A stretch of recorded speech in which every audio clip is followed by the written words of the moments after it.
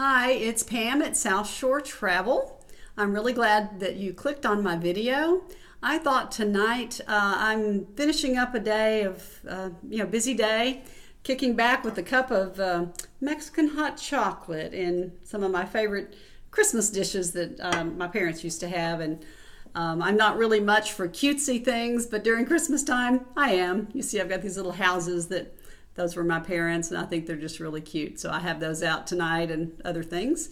I wanted to talk with you about making some good plans for travel in 2019, because 2018 is slipping away from us. It's not going to be long till it's 2019.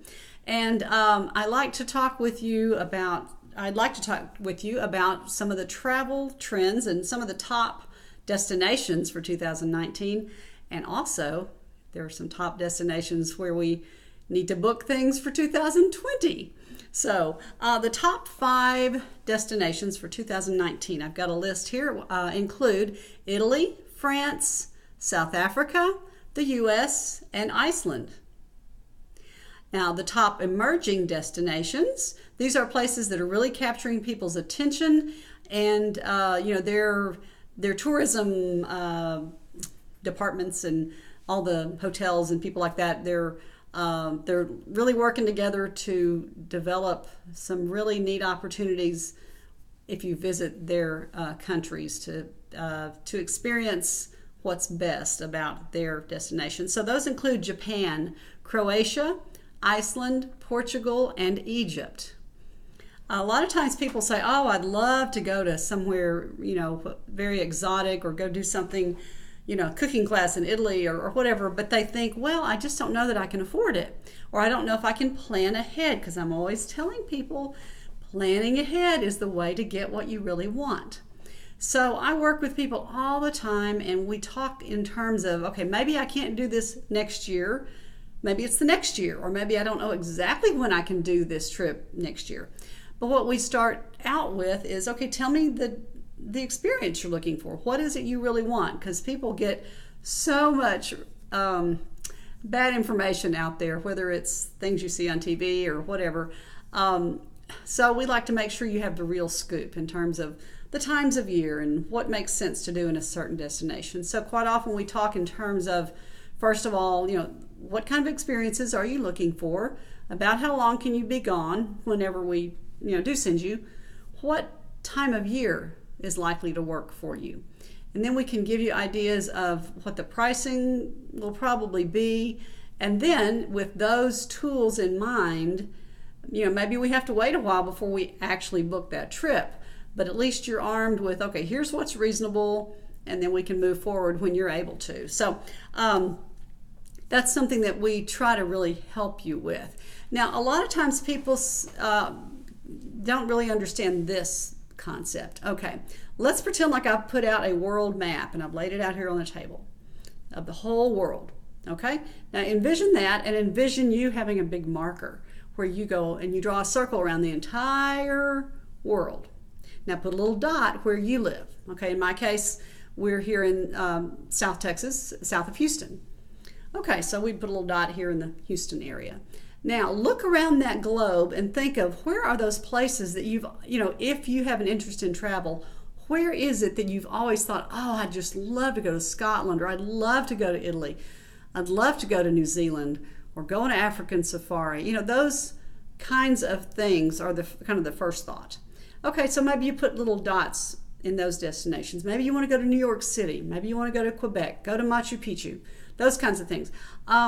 Okay, and what I advise people to do all the time, and this is based on, I do this every day, all day long. I talk with people all the time about what is important to them and what they really enjoyed and what they felt like was meaningful to them. And so what I've come up with is, in that big circle we talked about, those farthest away destinations, those are the ones you need to do early as you can. And of course that can involve planning ahead, because those farther destinations are generally more expensive. The air is more expensive. And when you've flown halfway across the planet, you probably need to be there a while. That's not a weekend trip. That's a 10 days 2 or 3 weeks kind of trip usually. And then as you get older, and maybe you're not as agile, maybe you're not as keen on being on a long flight, then that's when you may want to start traveling more within the States, or maybe Canada and Mexico are on either end of us in Central America. They're not all that far away as compared to some of the other places. So maybe as you get a little older, you start kind of closing in that circle. Now, of course, other things can impact those ideas, like if you have small children. Well, small children may not be a good time to take them all the way to Japan or take them to New Zealand. They, when they're little bitty, staying a little bit closer to home, or maybe doing some kind of travel that's maybe a cruise or something might be more appropriate. But as they get older, then you can branch out and take them. We do a lot of graduation trips where families say, okay, my son or daughter just graduated from high school or college, and we've always wanted to go as a family to Italy, or always wanted to go to Ireland, or wherever. So those are some things to keep in mind. So I just like to mention these things to you so you know what's real, you know what's realistic, because you get a lot of bad information out there these days. Travel is such a popular thing. But a lot of the things that people will say, oh, this is such a trend, well, sometimes just because it's trendy doesn't mean it's really a wise way to spend your money. Just because you see a celebrity do it, or a travel writer or something, someone like that who has an infrastructure of people taking care of them that you don't ever see. Those may or may not be wise for you to do. And so I like to just make sure and give you reasonable advice.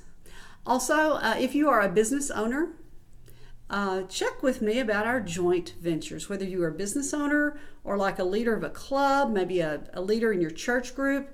We do some really neat joint ventures that involve our river cruises in Europe. And they also involve some of our very high-level cruises that are oceans of the world, smaller ships that provide just wonderful experiences.